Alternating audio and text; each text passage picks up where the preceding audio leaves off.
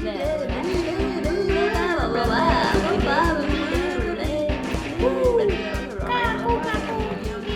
listening to The Kelly Slusher Show with your host, Kelly Slusher. Prices starting as low as $14.99. Hello, everybody. Thanks for joining me again for one of my favorite things to do, my podcast. And episode probably around like 54. Okay, I really don't need to announce it every time. Anyway, so I did not put a podcast episode out last week because I was absolutely not able, so I had recorded one and I was editing it and I realized that I just kind of sounded like I was more complaining and not like just actually bringing you guys good stuff. I wasn't complaining, but it kind of had this like air of like, I don't know, just didn't feel good. I was like, I'm not putting this out. This is not, I just wasn't in a good headspace. And so sometimes you just gotta not do it. Because, I would prefer for this to be an enjoyable experience. And not that it wouldn't have been entertaining, but it kind of just felt a little negative tone in my voice. So I deleted that. And yeah, I was really busy. But I have 3 days off. Oh my goodness. I'm like, I'm surprised. This is nice. It's going to be my new normal. Having more days free. More time to do the things I love. And I actually do love to do the things that I do. I actually really like my, I talk about my pastry baking. I'm a pastry chef. And I actually do really enjoy that. So speaking of that, so last Sunday, the only thing this is hard because it's this particular job I'm doing is very early hours. And it isn't across the board like forever, I would say, because baking, you can start at midday, you can start later, but it's just these particular shifts that I've taken. So it is what it is. I just keep telling myself, and I'm learning so much. It's just like every time I'm there, there's something, my chair keeps making noises. Every time I'm working, there's something new I just learned. It's one of those kind of places. Stop making chair noises, chair. Okay, I'm wiggling around. I'm wiggling. My grandma used to call me a genuine wiggle worm. I remember first having to share the bed with my grandma once, or a couple times, whatever, I was sleeping over, probably because me and my siblings were probably being loud, and so she put us in her bedroom, and I'd toss and turn, and she said, "You're a genuine wiggle worm." I know, I wiggle a lot, especially when I sleep at night. Toss and turn. Or sometimes I don't. Depends, it all depends. I don't know if I grew out of the wiggle worm because, I'm sleeping, so how would I know? So I could film myself. Anyway, okay. So, I was working on, this would have been Saturday. And there's this thing that I have to do at the end of my shift and during the shifts as well, because we have these so there's this walk-in and it has all these, it's small and there's a lot that's happening. We share the bakery shares the kitchen with the kitchen staff. So the prep cooks and the chef and the sous chef and all that stuff, we all have to share. And it's probably one of the most challenging things about this. Just too many people in a small space. We all just kind of have to work around each other. So there's these nuts and these currants and raisins and dates and pistachios and these boxes, pecans, and if I didn't say that, hazelnuts, and hazelnuts are heavy. Walnuts can be heavy. And they store them on this, the fourth shelf, and it's way above my head. Okay, so the other thing that's stored up there is the butter and the buttermilk, and they put those things way in the back corner. You have to move a bunch of stuff to get to them, and it's on the fourth. It's completely out of my reach, so I use step stools. So on Saturday, I was on the step stool trying to get butter from the back of the shelf on the fourth shelf, and it's just packed in there. So someone had put oat milk and I know who it was, on the very top shelf, which did not belong there. And I had to pull those down first. I had to pull down another heavy box, and then I was able to get the buttermilk, and I was able to grab the butter, okay? And all this stuff is heavy. And my arms were kind of sore, and I'm kind of sore. And so I decided to stick the oat milk back up there, even though it didn't belong there. I just really wasn't thinking it through, and I was like, okay, that was there. Let's just put it back. As I was I'm standing on the stool, 2.5 to 3 feet off the ground. I'm putting the oat milk back on the 4th shelf, and I just couldn't do it. Like I didn't have the strength to do it, and my arms were hurting, and I lost my balance.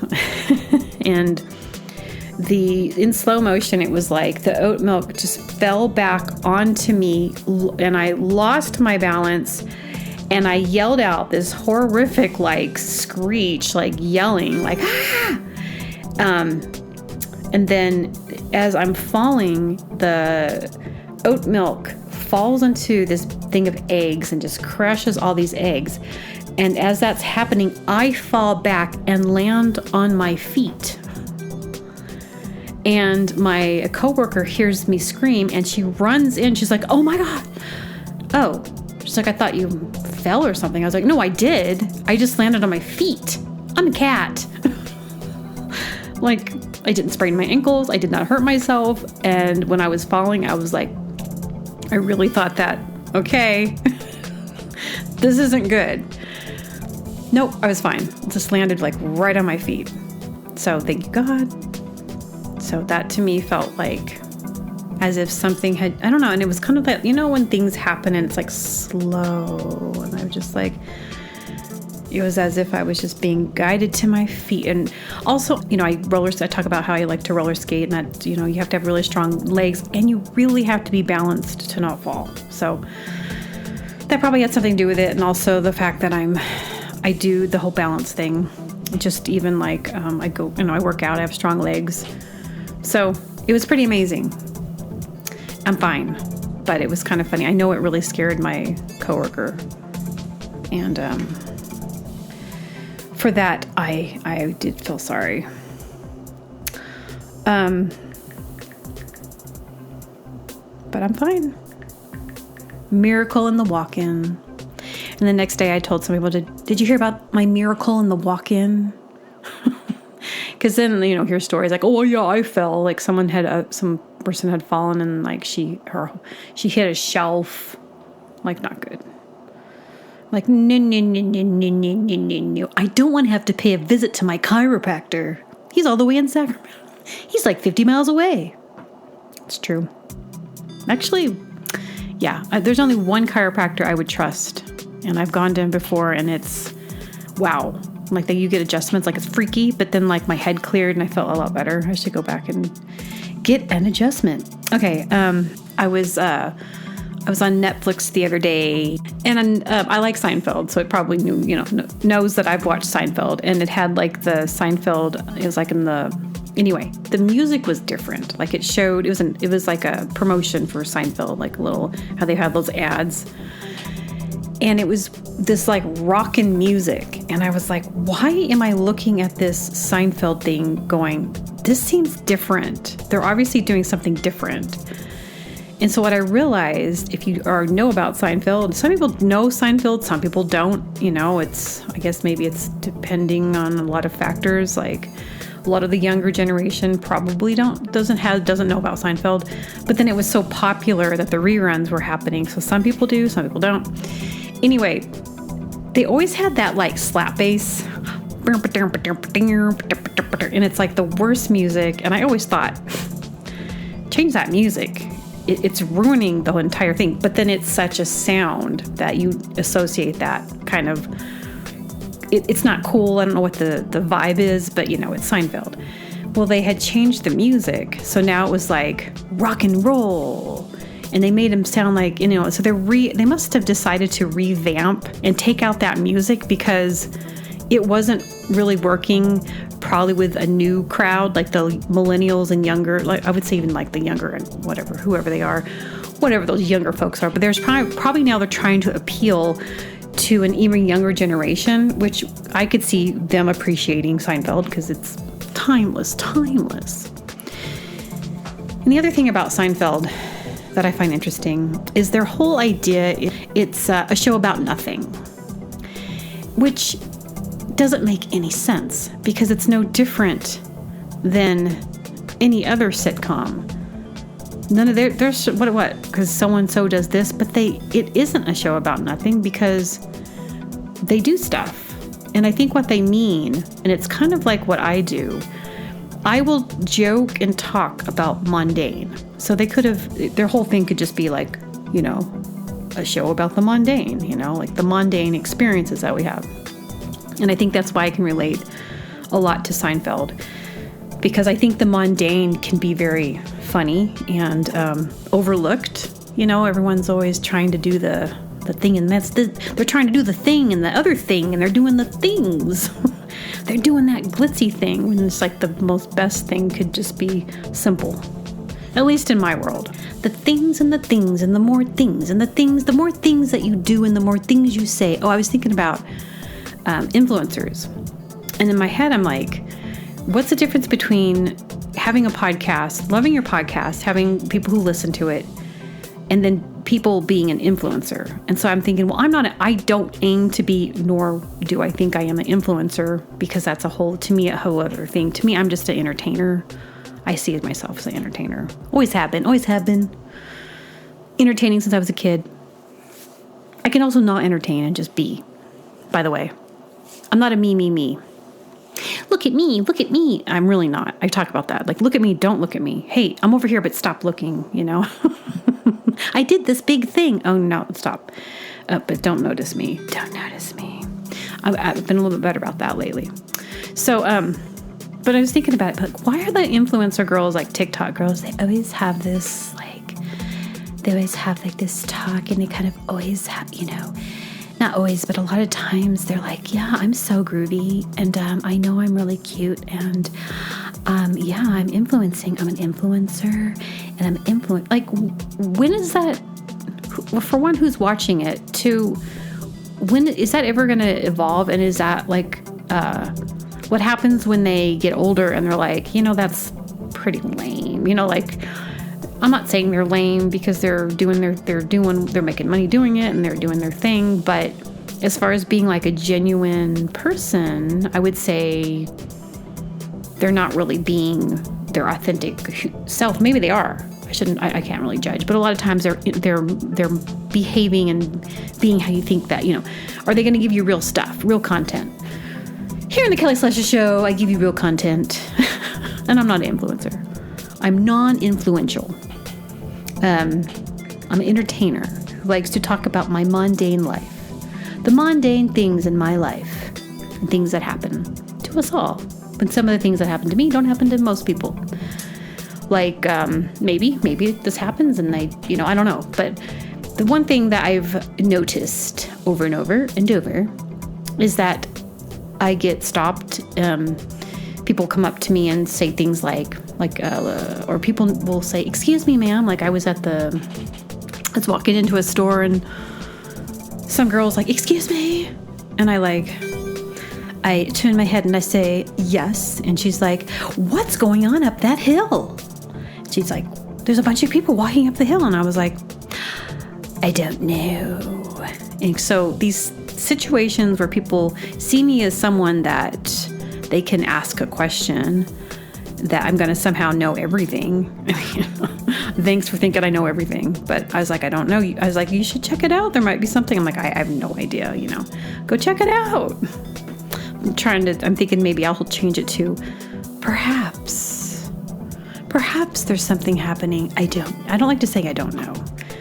I was at a self-check the other day, and some lady next to me, she was doing her self-check thing, and she looks at me, she says, "Excuse me." And I was like, "Yes." She goes, Is this grocery store associated with Kroger?"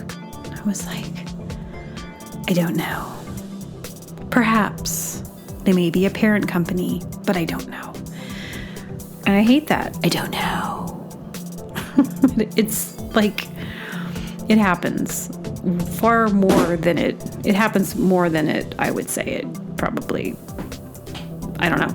Do I have a sign that says information on my hat? Do you see me wearing a hat that says information? Of course, I would never respond that way, but I truly don't mind assisting. In fact, you know what I should do? I should set up a booth. Just set it up randomly. Just some random place that just says information. Ask me anything. And I'll say, I don't know. I had these crickets outside my window, and they were so loud. It sounded like speed metal. It was the only way they were aggressive. It sounded very aggressive, and it wasn't fun, like, or I would say calming, like even like one of those sound spas where you can change that to like rain, ocean, forest. I think the forest has the cricket sounds, and they're peaceful. They wouldn't offer that, At least, I don't think they would. And it's peaceful. These were not. I had to close all my windows, and I was kind of bummed because I like the breeze. Ooh, nope, can't sleep with these. It wasn't cool. So, but then it rained one day. It rained upon one night of day. It rained upon it one day and one night. Only one day. And then suddenly, they had relocated off yonder. And I can still hear them, but the volume is way turned down. And then I was thinking how funny it would be if you're like, dang, these crickets are loud. And you walk up to your wall and you have this little knob. It's like a stereo knob. It goes from 1 to 10. And you sit there and you are able to turn the cricket sound down. Much better. Now I can sleep. I saw this. I'm always looking for little protein bars, little things to eat on the go.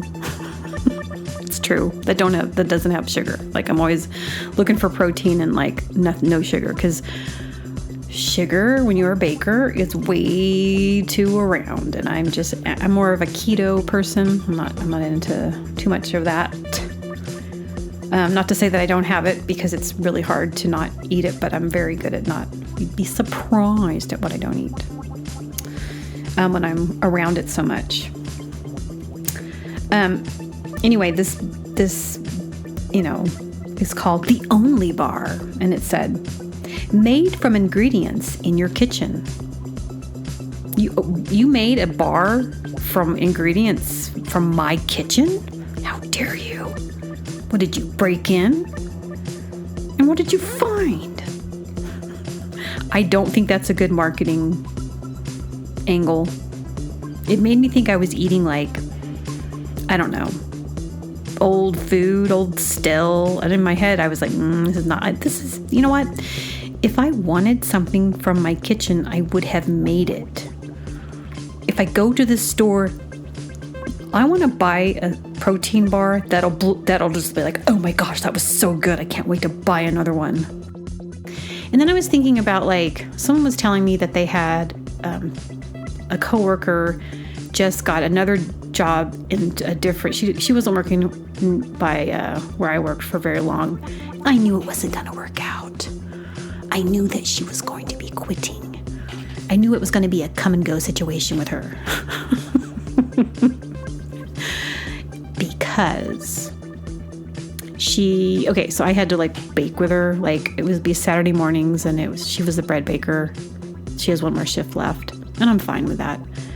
She's a fine enough person, but when you have to work next to somebody, you don't always want to be around those people, you have to tune that out. So anyway, I needed to tune her out because she talks a lot about herself, and and she's I'm not going to say she's horrible, but there was a lot going on with her.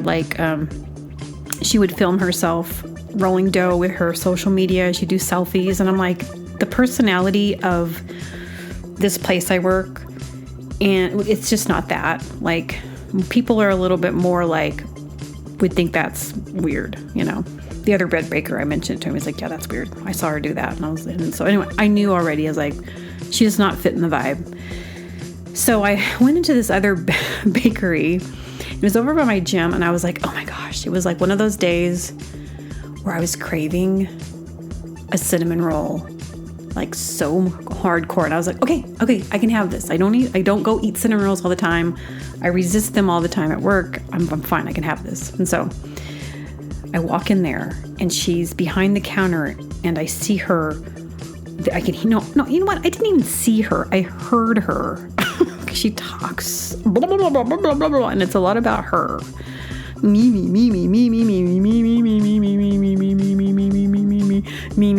Did I mention me? Me.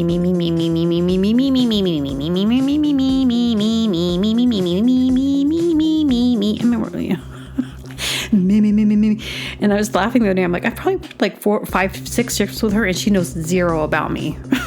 Zero. And I've not given her this information, but I know so much about her. Me. Okay, so she was working me. I was like, oh, there's that voice. Oh, and I see her, and I'm like, oh no, what do? I don't want her to think I'm spying on her. She's obviously like double dipping jobs. I know she's not going to do both because I know enough about her life. I know she only wants a part-time job. I know she only wants 2 days a week. So I did this thing where I just completely pretended I didn't see her because I just didn't know what to do. And I didn't want to be involved and I didn't want to have anything. But that was weird too. So then I had told a coworker, she said, you should have like opened the door, saw her, and slowly backed out. Nothing to see here. So then I ignore it. I will admit that I did text the head baker. I'm like, heads up, I saw her at this other job. She's probably not going to show up on, just in case.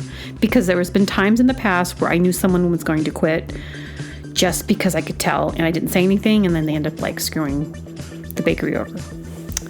So I texted the head baker and she's like, thanks for the heads up.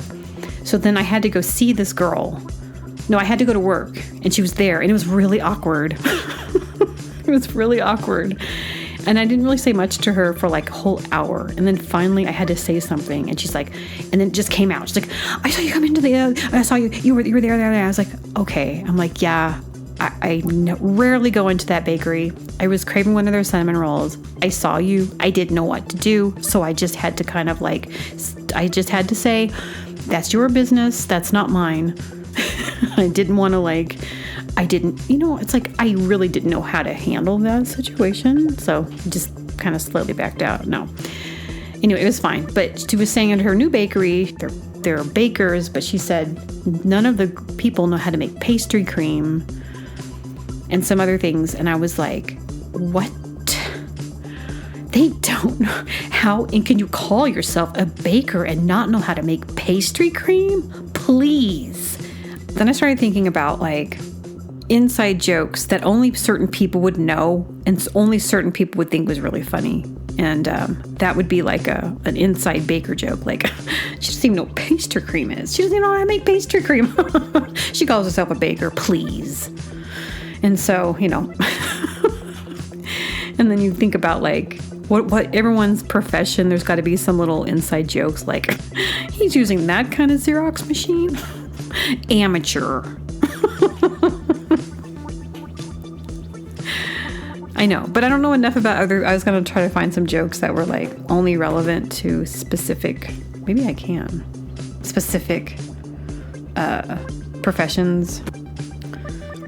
Boop, boop, doop, boop, doop. What about new and improved? Like, I know this is an obvious commentary, but it's still happening. Like, there was like a very popular detergent brand, and I heard an advertised for it. Like, new and improved. I'm like, okay, so what you're telling me is that it was as best as it could be the last time you sold it, like a week ago or 2 weeks ago. Like, so all the people that have bought anything from this moment on, from before when you started, they weren't getting the best product because now it's new and it's improved. So what about an old and devalued? Now old and devalued. Now old and not as good as it used to be. I think they should give everyone like a discount for if it's new and improved. They should come with a coupon like, sorry about that. We didn't get it right for 40 years, but I know we keep telling you this. We keep rolling out a new and improved probably every 6 months. But that's just, a marketing tactic. We don't change anything. Nothing happens. And what if you're that guy on the board of the new and improved board? Okay, Bob, I need you to new and improve this product that we've kind of perfected because it's, it's very popular. What can you do to improve it? He's like, I don't know. Maybe we can just change the look of the bottle. Okay, that's it. Let's do that. Just change the look and say it. Tell people. They'll never know. But I think you might have to keep doing that because you have to stay new. You have to stay current. Like, okay, here's a good example. And it's not always good. I remember iTunes, like 2000, I'm going to say like one of my first Mac. My first MacBook was like 2005. And I loved my iTunes. And I had really good iMovie on there too. But through all the updates, they keep changing it. And now it's fine. But what they'll do is they'll move things. There won't be as handy of things, but they move them. I think that's what they do, just to make you think they've improved it. Why do we have to do that? Why can't things, if they're good, can we just keep them? Do we have to keep changing everything for companies to stay on top? That's all it is. It's really annoying. That happens with like a lot of apps, unless they're like stable, steady, they're not going to all change, but some of them do to make you feel like they're doing stuff to make it better. They're doing stuff to make it better. Wormholes. What if you could like walk into like one place and then you know exactly where to go and you make a certain move and you end up in another place. Like you walk into the wormhole, like there's the Chinese restaurant. And okay, let's not think Chinese restaurant. Let's say it's like a Walgreens. It's like lame. Walgreens, you walk in, like the shelves are half empty. Because whatever, it's just how it is up here. Oh yeah, we're out of that stock. We'll be getting some more in. Okay, this is why you... Okay. So, that's why, when you live in this town and it's small, it's getting a little bit better, but you can't find everything that you want. So it's like Amazon. Anyway, back to wormholes. But you walk into the Walgreens and then you go to the aisle with like the cards and then like you stand in a certain way and then like you walk into a wormhole and then all of a sudden you're transported into another location. So you're transported into another Walgreens in another town. So it's this quick way to go from point A to point B. But then you have to figure out like, oh, look, I'm suddenly in San Francisco. And, okay, I got a plan for that. Because then you have to get back to the Walgreens before the store closes so you can get back to, so you have to plan your trip to make sure that the Walgreens where your home is, they have the same hours. So, you might want to... So you can plan the day, but you always got to get back there, and that's how you get around. But it's a secret. Not everyone knows about it. So I got this P.O. box. Anyway, I get a lot of, embarrassing thing, and I've kind of put myself on a little bit of a hold, I have to go to the mailbox place now and get my packages. And when you have people watching you... Yeah, okay. So I had a lot would come, like way too many. And I kind of, well, you know what? Because it's where I live, I can't get all the things that I need. And so I have to order them. And I just went through this phase where there's a lot of things I needed. But it got to the point where I was like embarrassed because I was like, hi, it's me again. And I'm like pulling out like 5 tags from my 5 to 7 tags, but not every day. But I was probably at least a couple, maybe once a week, maybe a little bit more than once a week, just for a moment. Like this was like last month, I think, the month before. I put myself on a little hold because one day I walked in, the lady was like, "How many today? 5?" And I was like, 2. Hey, it's not their business. And I want to say, I don't have to explain myself, but I wanted to be like, well, the thing is that we live in this small town, and can I get into the details of clothes and me? Like, nothing seems to fit me. My body is shaped different than other humans. Like, it doesn't work. Like, it's so frustrating with clothes because I'm short. I'm voluptuous, the tops don't fit, and then I have my booty, and then that doesn't always fit. Like, I'm petite, but not, it's either going to be too big or too small. So shopping and finding things in the small town I'm very lucky if I find anything. So I end up mail ordering stuff. And now we are entering into, the fall season, which now means I need some more clothes. So the other day I was like, forget it, self. Don't even care what they say or what they think of you. And, I'm like, don't be embarrassed. Why am I embarrassed? I don't know. Because I don't need to get embarrassed. But when she said that, I was like, wait, no, I'm not a jerk. It's like one time we had a customer who she was ordering she had like 200 packages a month. I'm like, well, I'm not even near that. She goes, she's got a problem. I'm like, judgy?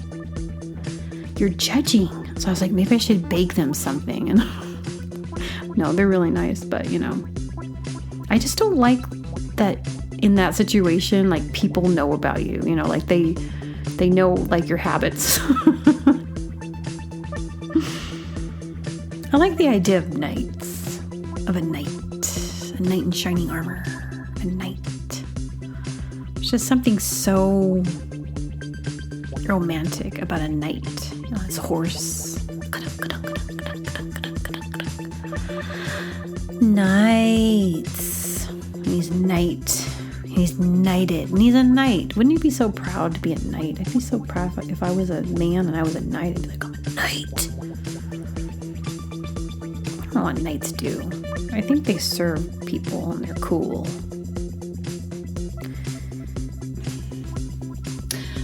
Okay, I'm gonna let you guys go. Thanks for listening. Okay, bye.